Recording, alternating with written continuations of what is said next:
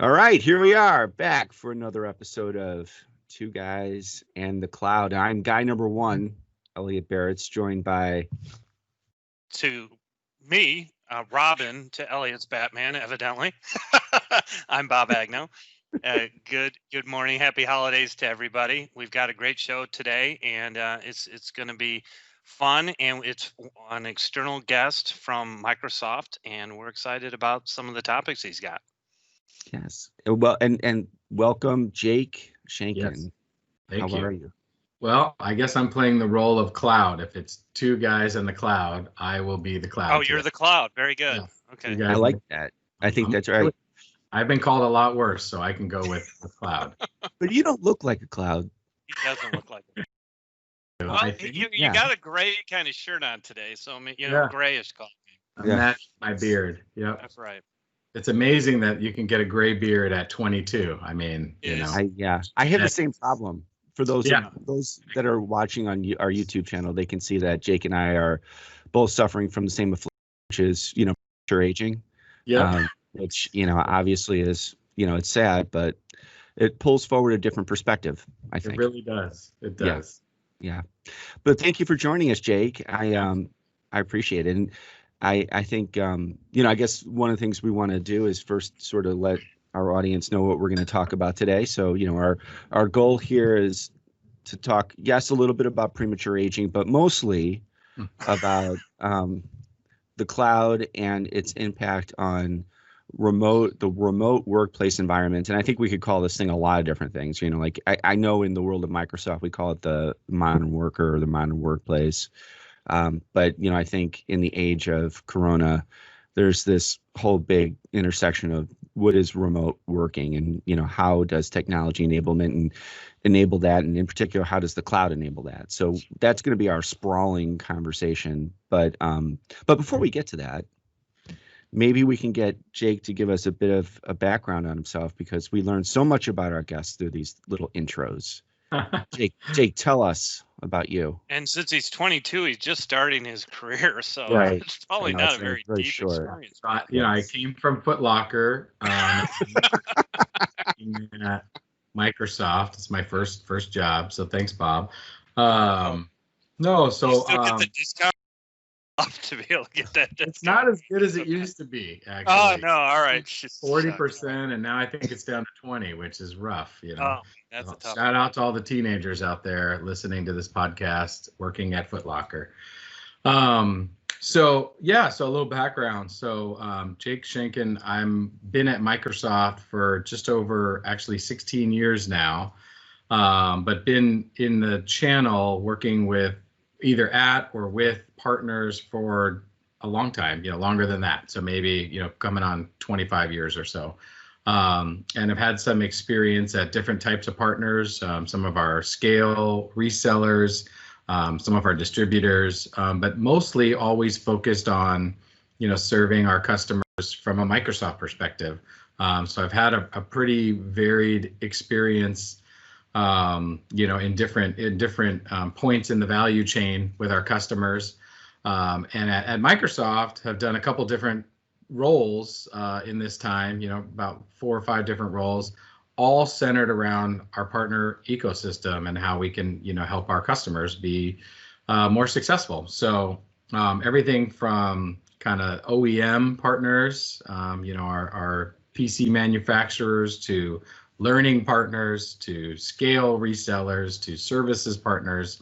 And, I think all of that has led up to the now working very closely with these two guys, and the cloud at Insight. So it's been a fun ride, and the one thing I think we can all agree on is it's never a dull moment, because our industry and technology is forever changing, and there's always something new to learn and something to do. So for those of you watching on YouTube, you can see my background here behind my video says, "I'm not here to be right, I'm just here to get it right." And I think it's never been more true than, the time we're in right now. I'm okay not knowing everything, and that's an opportunity for me. So Yeah, Hopefully no, that helps. If you want to dive in anywhere, I'm happy to do that too. no, that's great. And like full disclosure, I mean, we've worked together for a couple chapters, so we've been around the same block a few times, which has been a ton of fun. Actually, I think, for me, that may be helpful in terms of a segue. So, like as you and I have worked together for all these years, Yep. one of the things that I know I've benefited from has been, just all the many journeys physically that we've been on, like in terms of getting on a plane, going to a city, meeting with sales organizations, being on the road, and none of it being what we are today, which is this remote experience, right? Right. And I've always found it to be instrumental in terms of critical, to the relationship forming. The idea that we very often, it's all, people tell you all the time, right? Business is about relationships, and gosh, it turns out to be really true. Yeah. Really does, and I know that I don't, I wonder how much of that is happening today. Like, we have this relationship because Right. of our time in the trenches together, Right. and I wonder what, I wonder how, in the world of the remote worker, Yeah. do relationships become relationships the way they were before? That sounded like a Sex and the City thing, like a question at the end. In the era of the remote worker, do relationships become relationships anymore? What are relationships? Yeah. That's So what do you an interesting point. Oh, go ahead, Bob. Well, I think, to that point is things like we're doing right now, right? We're doing a Teams meeting to bring all of us together, do the podcast and put it on YouTube, right? And it's different. I would say that, before COVID, a lot of people used Teams or other platforms, but didn't share video. Right. It was very rare for us to be on a meeting with a customer or internally and there be video sharing. Now it's kind of the norm over the last, 8 to 9 months. So I think people are starting to connect in different ways. And I think using Teams, using the video feature has really helped do that, mostly in the pandemic that we're all Yeah. going through. That's a So great. I think it's to your question, Elliot. I think people are connecting that way a little bit differently than they were before. I'm an old time Microsoft person as well, and I remember when I first started at Microsoft, I had a $40,000 T&E budget, so I could just basically use it and do whatever I wanted with it. That's The pretty next year it was 20, and the year after that they took it away. Right. And the purpose is because we have collaboration tools like this and are able, whether you're sitting in an office or sitting at home, it really doesn't matter. So that's kind of how I see it a little bit. Yeah. But That's a go ahead, great. Jake. I love that, Bob. And Elliot, to kind of tag on to your, kind of opening thought there. I do think that it's definitely easier to further relationships that existed pre-COVID when you were able to connect in person. So like we're doing right now, or we have done, over the last 7 or 8 months, because we have a foundation of, all those meetings and getting on the road together, so we can continue that, right? For net new relationships, kind of to your point, Bob, that's harder, right? And you have to think about it differently. Me actually working with Insight this go around, which has only been about 6 months now. I in the past as well, but that's essentially net new. A lot of new faces for me in a business partnership. And Bob, kind of like tagging on to your thoughts there. I had to really be thoughtful about how am I gonna establish trust. We all feel and know that some of that stuff happens outside of a meeting, so whether it's dinner or the, drink in the lobby bar after, we feel like we can leverage those moments to build trust and, learn a little bit more about each other. So I've had to be very thoughtful about how do I do that in a completely virtual environment. And I've used video a lot. I think I'm more comfortable with spending the first 5 minutes or so of calls to chit chat, whereas I think before that was, a little more cringy for me, like, hey, we're on a call, we got 30 minutes, let's get going. That's Great. a really good Good call out. Nice I think, weekend, I think like, that's okay, where let's go. And now we all kind of pause, and sometimes 12 minutes in, we're still doing the, oh yeah, one more thing. And then, my kid's in school and, and all that. And I think we're a little more comfortable with that now. To your question, Elliot, like yeah. that's No, different. I haven't actually paused to think through how we've evolved through the years. We've become almost entirely dependent on this technology and being a remote workforce and developing relationships. Because you're right, it's about developing the new relationships and the nuances we're building today to be able to do that in this way. So maybe a step back. So like one of the things, because I just jumped into that question, the premise, in all of this, just to level set for those, listening and thinking, okay, what's the correlation between the remote worker and the cloud, right? It may help to connect the dots here for those that may not be as, literate, the things that we take for granted, right? So when we talk about remote working, obviously we're in that right now in this particular conversation, we're remote. You're in, well, the Seattle area, Jake, and Yes. Bob's in Florida, I'm in Illinois, and we're able to have this conversation largely because of the cloud, and it's the internet that's, allowing the communication to go back and forth, but the software that we're using in this case is Teams, and that's letting us collaborate in real time, and it's letting us work remotely, and so the cloud that, the parts of the cloud that enable this are, from a Microsoft perspective, largely things like Teams, or what you would call 365. Yep. What, are the competitors out there would talk in terms of things like Slack, Salesforce, perhaps now that owns Slack, Google, things of that nature. It's a whole entire industry. Those must be emerging technologies. I haven't heard of any of those, but Yeah, they're brand new. Yes. So that's, that's how the cloud is enabling this, because it's allowed industry to consolidate that investment and to create these, best in class environments that allow today's industry to work remotely. That's the notion here. So, I guess, like one of the things that I was thinking about was, if I think about remote working, what are the things that I'm doing today that I wasn't doing before the pandemic that's allowing me to succeed? And, you just mentioned some very human things to it, but are any feature sets, any things that you're seeing or observing that what people are doing to pull forward different technologies to be productive? Absolutely. I think Bob's is the easy answer first, is video, right? So like that's number one. Video's on, probably 80% of the time, unless something crazy is happening in your house, or it's a 6 a.m. meeting. So that's one. So you're getting facial expressions, as you're talking, you're reading the room virtually, as opposed to, we've all been on calls only, no video, where it's silence and you're not sure, is this going great, or was this a bomb, or did I get hung up on accidentally, or are we going through a tunnel, or what's happening?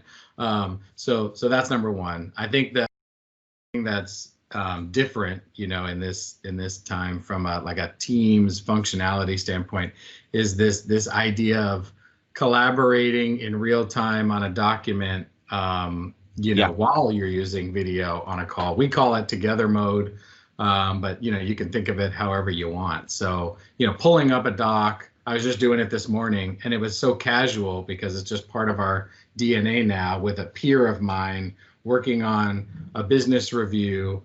I just had it up, and we're both kind of working on it and wordsmithing and different slides, and we're flipping back and forth, and I can see, oh, she's on slide 4 and I'm on slide 2, and if I'm curious what she's typing, I can go to slide 4 and see, oh, that just got deleted and that got moved around. And it's very it's like futuristic. It's like that Minority Report screen, where you're watching. I mean, you're 100% right. I mean, you're pulling really good thoughts out here. This idea of human behavior is so real, and I hadn't even thought to bring that up as a major topic, but as you're talking, I like that, you have to develop a skill set to be able to work in the moment with somebody on the same document in real time. I mean, that's not a natural thing, like you have to find a way to develop that skill set. Right. you're absolutely right. I mean, I think just like any other era or chapter in technology, it's pulling us into another way to behave. So that's, yeah, I've yet, honestly, I've yet to that level of intensity in terms of that. What did you call it? What's the Microsoft Together term? mode. Together Yes, mode. that I have not been in together mode. Yeah, sometimes works. you need to be in together mode in your own household, with your family. That's right. Like, Yeah. come on, Bob. All right, guys, we're all going to join the same document. That's right. Exactly. That's scary. I What think else? I was gonna say the other thing that I find like amusing and interesting is this idea of your video background. I think, you have to be, I guess, how do I say this? Like this is being honest, the first 6 months into this, I didn't really even think about what my background was. If I turned off this virtual thing, I mean, behind me is like blinds, to my window. Not interesting at all. They're gray with a gray wall, and all that. And then I started to realize, like, folks like yourself, Elliot, like you've got something deliberate behind you. And for those of us on the podcast, he's got banners up of baseball teams that he, likes to follow and is affiliated with in his heart. He's got the Cubs is the biggest banner. I'll just say that. And he is in Illinois. So there's other ones up there too, but he's mostly a Cubs guy. But, that's a thoughtful, deliberate display on your part, Elliot, in terms of this is what you want people to know about you. If you never speak on a call, that's what they're going to see. Right. Yeah. And I will say it frequently is a conversation starter. So Right. I have jumped onto a number of conference calls, folks that don't know me. And this gets back to like developing relationships in the beginning remotely. That's become a conversation starter, which has been good. It helps. That's So great. funny story. Yeah. I think it was early in the pandemic, and I think Ellie and I were on the same call, and it was with a customer, and he was shutting down a data center, and he was working, I guess there were a few people there, but he was working kind of by himself, and he shared video. It was him with a clock in the back, and he had a mask on, and it looked like a hostage situation. To be honest with you, it was completely. I wanted him to pull up a newspaper or to give us a sign that he was This okay. is the date. Right. It was something out of the movies. It really was that. And he was obviously talking and interacting with us, and I'm just thinking to myself, boy, blink twice if you're okay or something like that, Right, because right. it was just kind of, just chilling almost to see that. But it was just he was in a weird location with a clock in the back, but it was very vanilla, and I thought to myself, wow, that these backgrounds, make Yeah. sure. I love that. And I think, the other thing, just background in that genre, is, in the past, prior to this being normal, for us and all being more comfortable with, remote working, which is the theme of our podcast today, brought to you by Acre Hotels. No, I'm just prematurely aging. Yeah, exactly. If you do have the sponsorship opportunities, please Yeah, call Blair exactly. Loveland. Please contact sponsors at insight.com. Oh, no. So it is the idea of sort of like background disruption, like I've noticed over time during this pandemic that in the beginning, people were sort of mortified at any kind of non-business sounds, coming over the airwaves, Yep. the dog barking when the Amazon guy delivers, the kids running in the room, eating breakfast, whatever it is. And now that's almost the most enjoyable part of my day, is that I get this little glimpse into all of my, folks that I work with. What does their household sound like, and how many things are they ordering from Amazon on a daily basis? Because some people have a problem, and if you're one of them, you can reach out. There are groups that can help you with that. Yeah. I need to get that information from my daughter, because I kid you not, stuff just shows up in my house. Yeah. And I don't know why or where, but the delivery folks know where I live. I mean, it's not good. Yeah. I actually, that brings up a really good one. I was listening to the radio. I think it may have been Friday, and apparently so in the European Union, I forget the country, they're surfacing up a law where companies have to, I don't know how they're going to do this. You know, enforce is not the right word. Mandate may be the right word.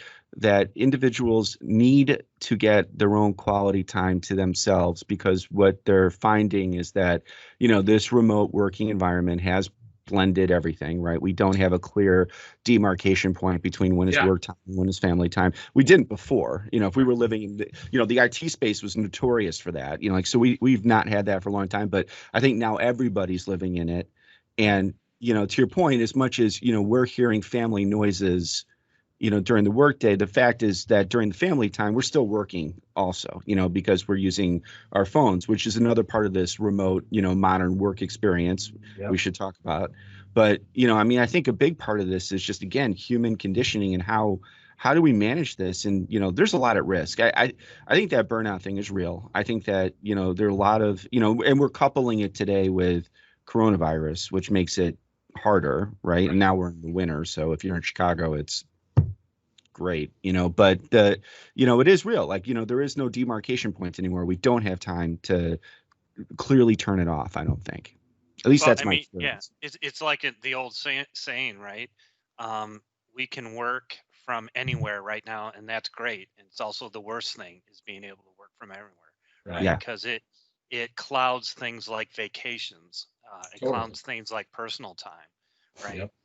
Yep. Jake, to your point, right? There is a popular TV commercial about a guy on video to a boardroom, and his kids come on, and they put a sticker on his nose, and I think it's about daycare or something like that. And the guys in the boardroom are like, "What the heck is going on?" Right? And that is completely different than it was 12 months ago. And Mhm. and you make a really good point that times are changing, and getting with the being with the home, the mobile worker and stuff was interesting. And to take Elliot to your point one step further, when the pandemic hit, for all of us, it was working from home and being mobile was stuff that we were used to because we do it every day. Right. But there must have been organizations, and we know there were organizations that it was a huge shock.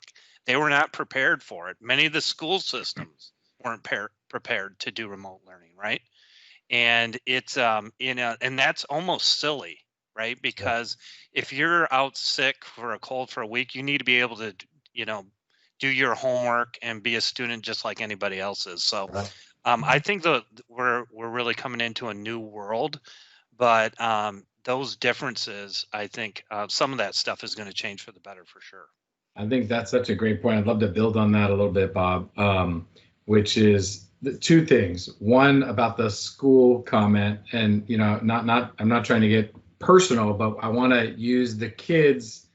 They're like the grand experiment with all of this, right? Because they've gone from 0 to 100 on remote working Yep. at various ages, right? And so you could look in your own house. I could open the door right now and look at a 12-year-old and a 16-year-old, coping with this new remote worker. And they're handling it differently, sometimes great, sometimes it's a big challenge. And I'm sure that's happening in households across, the United States and around the world, really. So if we don't think that's happening in the adult workplace, you're kidding yourself, right? There's a full spectrum of, not only the role itself, does it lend well to remote interactions, and then the individual who's in that role, how do they function in that? And so, it's something to really, there's going to be a lasting impact one way or another, where, like you said, Bob, like I can't imagine that if you want to take a vacation and you're pulling your kid out of school, like in a year from now, isn't that kid just going to be on Zoom or something, like doing the class while you're in I'm familiar Cabo? with, That's I'm familiar right. with Yeah. kids that are taking You don't have to wait for entire spring break semester. anymore, right? Right. Yeah, no, honestly, you don't. I mean, I'm familiar with students that are taking entire semesters in different locations altogether, and it does not matter. There are kids that in our local high school here that just basically they moved from Chicago to, many of them, Arizona, to be honest, and are taking their final year, senior year, from Arizona because they could. I mean, it's quite remarkable, actually. Well, just to add on to that, Elliot, that's happening in the workplace too. I know people in my immediate orbit, that have moved from Seattle to somewhere else just because it doesn't matter right now, and you can live anywhere and do this job, or any kind of technology job with remote working. And it's the tools and the cloud that enables that, right? Yeah. So, that's kind of what brings it all back together. If we didn't have this technology and the internet and lots of things that are the foundation that needs to be there to do this, this would not be possible, period. Like if this was happening 20 years ago, maybe Can you I'm imagine? just wrong. I love that. I think about that question. Actually, I had written it down before because I thought, like what would we have done? Can you just put yourself back in time, go to the 80s. Right. I mean, like I remember early 80s still dropping quarters into payphones, or calling collect. That's the best, by the way. Ask your kids what calling collect means, and that is awesome. Hearing that answer is awesome. But I them a rotary phone. Yeah. How does this thing work? Did you ever see that, by the way? There's a YouTube on that where they put like two teenagers in front of a rotary phone, and they honestly couldn't figure it out. Like it was awesome. Great. It was awesome. But what would we have done? Seriously, I mean, it would have been catastrophically worse, I think, from an economic perspective. Because I think even just for the worker, I mean, could you, as a company, could you afford to keep these people employed if they were not able to actually be productive and contribute? No. I don't think I would have this job. Nope.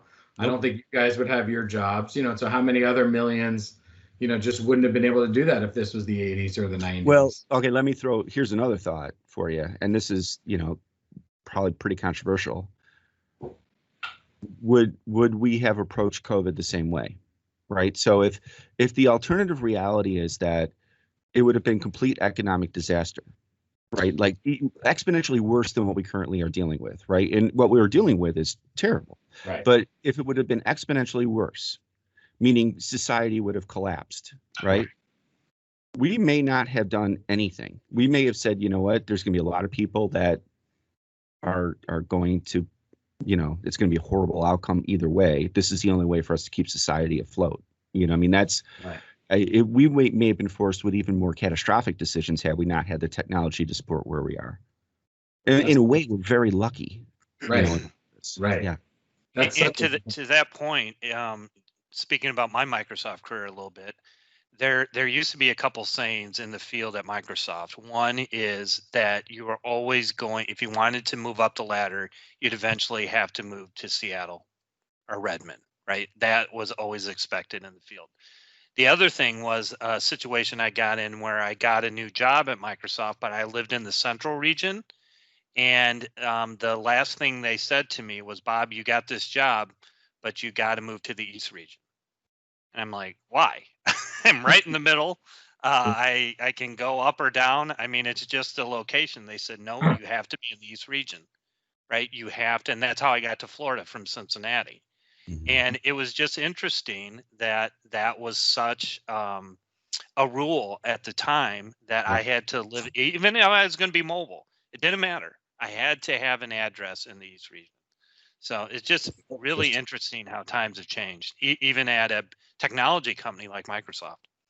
They really have. I mean, I'm interviewing folks for a backfill position that's kind of tertiary to my role right now. Do you want to promote it? Just hit me up at Jake. And none of them are based here, and none of them are based where the partner, it's you guys, but none of them are based in Phoenix. And that's awesome. That means our pool is bigger, it's more diverse. There is no expectation of uprooting your family. Luckily for you, Bob, you did get out of Cincinnati, so that's a bonus. Shout out to Ohio. No. Yeah. We just lost all our listeners. We just lost our three friends in Cincinnati. Well, I mean, okay, well, so to say something nice about Cincinnati, I reflect fondly on WKRP. And, again, another 70s reference, which has nothing to do with my age because that was before my time. So, great show, again, in Cincinnati, Ohio. Right. It's funny that you just said that, though, Bob, because, I do think about that a lot. Like, I did move up here 16 plus years ago for a job at Microsoft. And I mean, I'm glad I did. I wouldn't move. I'm not like thinking, how do I get out of here? But, I probably wouldn't have had to do that if that was today. And, Right. how different of a trajectory on so many vectors, who your kids are friends with, what schools they go to, who am I friends with, career, everything is different based on that. And technology and the cloud has just wiped that out from a consideration standpoint, which is awesome. Well, I would say three things: technology, the cloud, of course, but I think the pandemic too, right? So in the sense that I think the pandemic clearly, there's a stat they said it fast forwarded transformation by 10 years, something like that, which whatever that means, like that who knows who measured that one, like I have no idea, but but this is going to come. The pandemic is going to come to an end. I mean, I think we've got a vaccine in play. I think in the next week or two, it's expected that it'll start being distributed. I think they're saying that by the summer we should have some sort of from this thing. Who knows what the exact month will be, but there will be a point where we're technically back to normal, whatever that is. Yeah. What do you think is going to return to where we were? What's going to stick? Do you think, Jake, we're going to travel as much as we did before? I mean, you and I were on planes every week for days. I think about that a lot, actually. It's funny you brought that up because I had a thought when one of you gentlemen were speaking earlier related to that, which was, that time on plane, TOP, I actually really enjoyed that from a productivity standpoint, because we talk about the blending of like where are the lines and there's no delineation. That was a delineation, right? Like 100%. You can't talk, and that's a choice that we've made because I'm sure they could enable voice calls on a plane, and so we've decided to not do your neighbors, and I'm glad that we have that, right? So. To answer your last question, though, Elliot, I think we probably will travel less, because of how effective. In many, many ways, I feel more productive, more effective, more accomplishments in a shorter period of time, more moving the ball forward on many different levels. In this remote worker world. And so when we're back to normal, whatever month that is, do I foresee the same T&E budget, that I had before? If I were in Vegas, I'd have to take the under on that, right? Like it'd have to go down. Like it has to. I mean, there's zero cost now of that. We don't have that line item on our balance sheet. And yet, there are successes happening. So to introduce a net new cost, you'd have to be able to prove out something pretty significant, from a P&L perspective to authorize that. So I think that I don't think you're wrong. I think you're right. I think there's degrees, and I think, it won't be zero, right? I mean, right. I think we're going to go back to travel. There will be travel, but I think to your point, it's going to have to be vetted out way more than it was before. Right. We're going to see what happened to Bob's budget. That's right. Well, what about commercial real estate? Don't you think many companies will be maybe closing offices, downsizing offices, making them smaller, seeing that this remote thing works and can save companies money, because offices are a huge expense, right? And I think we're going to see that much smaller, have it more event-based or activity-based. I really see a reduction in that area for sure. 100%. I agree with that. I know we're thinking about, obviously I'm not trying to break any news or anything here, but, we are thinking about that in the Seattle area. What does that look like? What roles can be permanently remote, whatever that means? Do you need an assigned workspace, where you go in there every day, or do you need more of a, if there's 100 people on the team, you need 20 workspaces that can be utilized, on a rotation basis, and that's a great reduction to your point, Bob. So yeah, I think that'll be different. All right, so here's the other side of that coin, right? Which is that, clearly when you have teammates together, in an office, right? It's much more conducive to developing culture. I would say that culture is developed through real interpersonal connections and, interactions, right? For sure. Yep. So, how, and this is a rhetorical question, but how do you establish and maintain and really cultivate culture in a remote workforce environment? Can you do it, right? So when this thing ends and we go back to, a different normal, if we don't have those areas of critical mass, do we put culture at risk? And, what does that mean? Well, I mean, I'd love to just comment on that one because I think about that a lot. I'm a big fan of humans. Human. I am one, I like to be around them.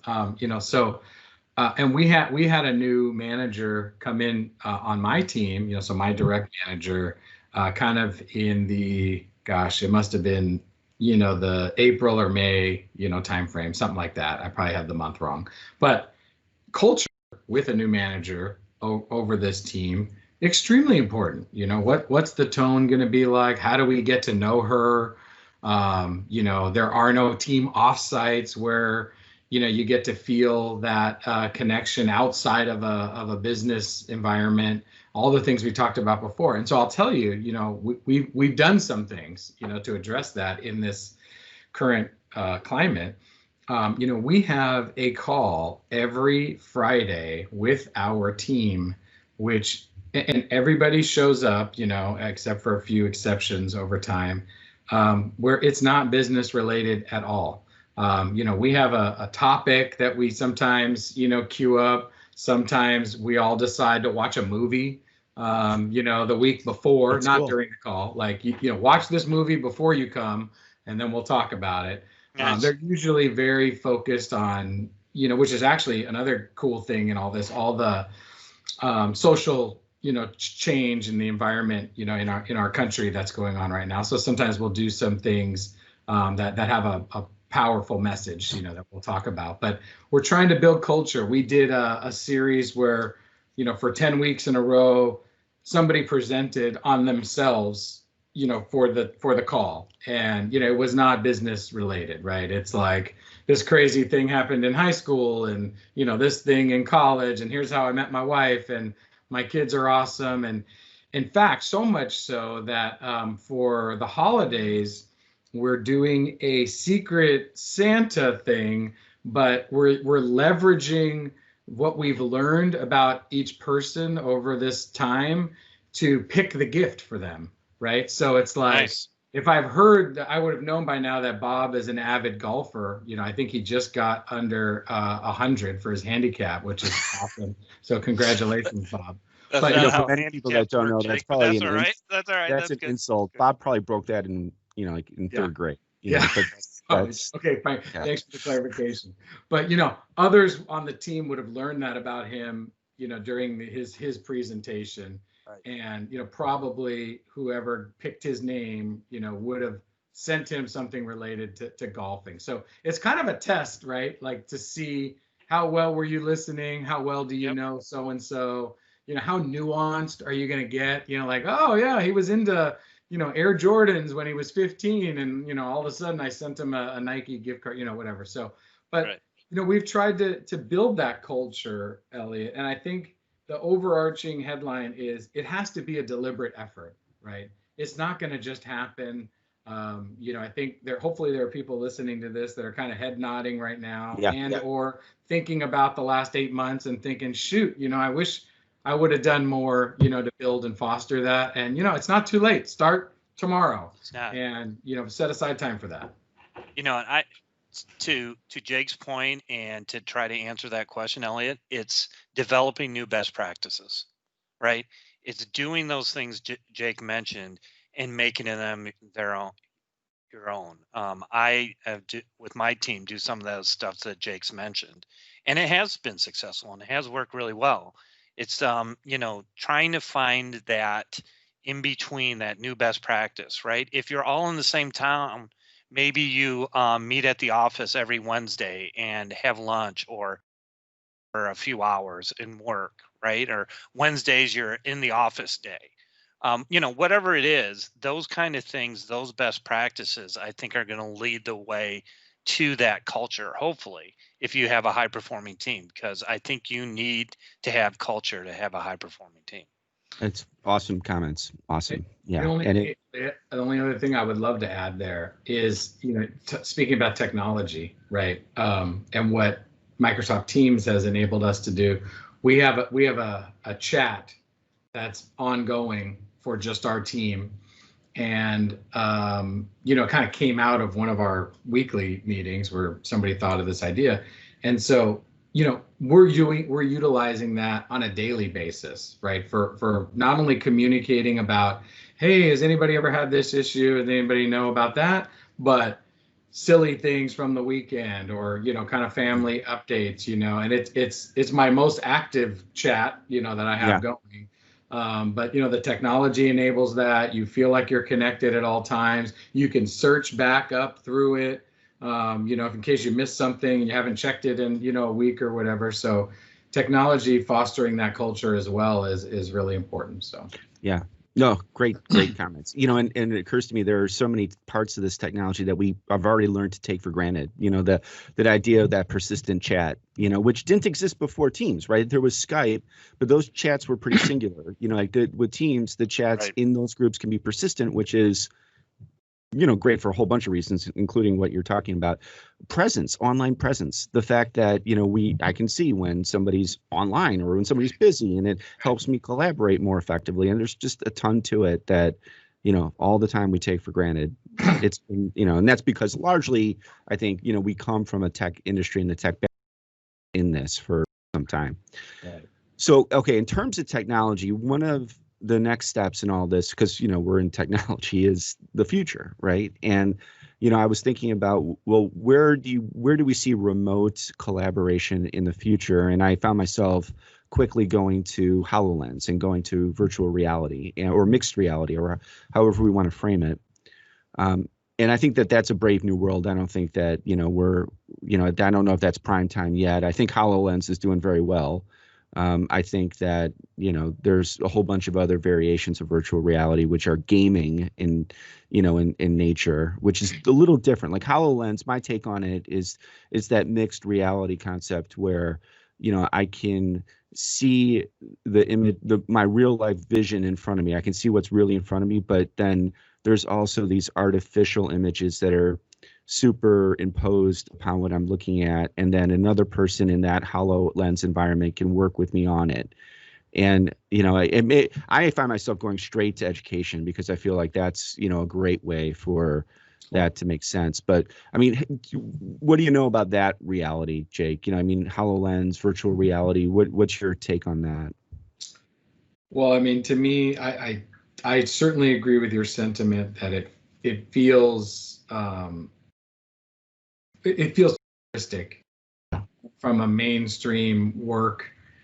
You can see how Teams is an evolution of Skype for business, or even, AOL Instant Messenger. It's got its roots in some of that, which took, 20 years or whatever to get to where we are, which is pretty magical. And a good testament of a technology, I think, in terms of how rich its feature set is I thought you were going to ask, what could I see changing with Teams in the future? Sure. I was thinking, I don't know, because it's pretty darn robust right now.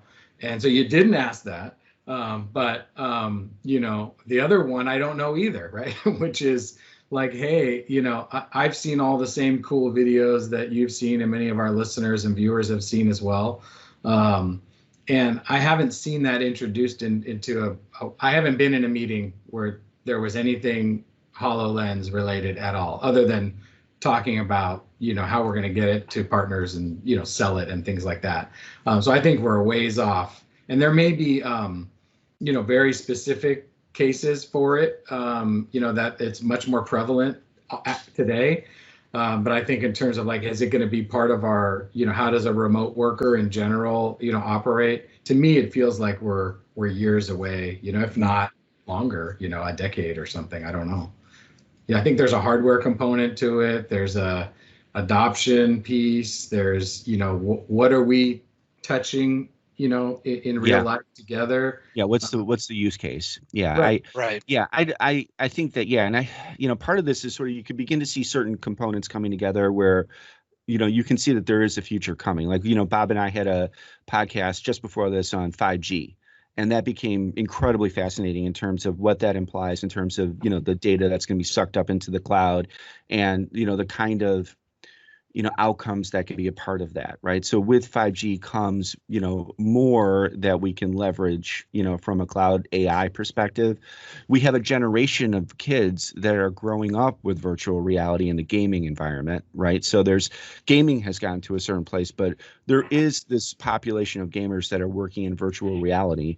They're becoming, and that's how it happens, right? It's like they grow up and there's certain expectations. Right. And, I feel as if there's gonna be something, you know what I mean? Like, it's just a question of what is that manifestation? Where does that play out, in its greatest footprint, But again, I'm not sure. I'm going back to flying cars because that's clearly where I want to see it. I want a flying car. It's got to be that. The closer, I made this joke last time, but the closer we get to the Jetsons, Jake, I think, the better, I think that's awesome. I would say also, when you think about technology and the iterative advances, early on, those advances are monumental, right? Like, just to put it in layman's terms, like going from reel to reel, to VHS. Wow. Like, oh, compact, super easy home use. And then to go from VHS to DVD, like, are you kidding me? The quality jump. But going from DVD to Blu-ray, is it better? I don't know. Do I have the settings right on the TV? Yeah. Not all jumps make it. Yeah, right. That's fair. And then, isn't there something else? I don't know, some 4K or 8K thing. I don't know how much better it's going to be. But my point is, early on, those are big jumps. Like going from the 90s to this remote working, huge. Like you said, many more catastrophic outcomes, had we not been able to do this. Going from this to a virtual reality or augmented reality environment, better, certainly in certain cases. But I don't think it changes fundamentally what the remote information worker, is able to do. It might change, it might look cooler. My son just recently got the new Xbox Series, X, and he called me into the room to check it out, and God bless it. It's amazing. But, going from an Xbox 360 to an Xbox One, like, blew my mind. And, it already looked like real life when I'm watching him play, Madden or basketball. And this looks better. But to me, it's not like, oh, my God, like, what did we do? Right. I know the insides are better and all that stuff. But anyways. Well, much better than Atari. That's right. Pong. And Pac-Man.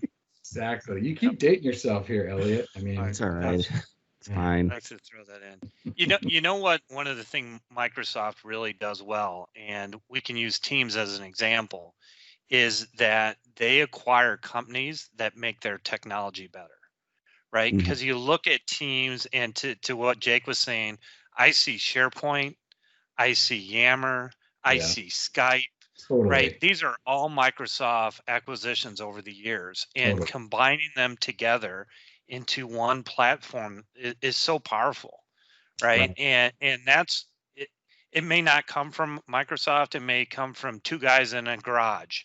Right. You never know where it's going to come from. But that technology can lead to greater things. And that's why technology as an industry to me is so thrilling, because you never know where it's going to go next. Right. That's so interesting, Bob. Yeah. I mean, just to underscore that a little bit more, the fact that Teams is so prevalent. I mean, here's a great, I think, example of how, indoctrinated I am into Teams and how it's part of our culture. I have a second monitor in my home office that only has Teams on it all the time. Like, that's what's up there. I'm looking at you guys on that monitor because that's happening on Teams. I've got the chat going. I've got the different channels where I'm finding things all the time. I've got my video on there.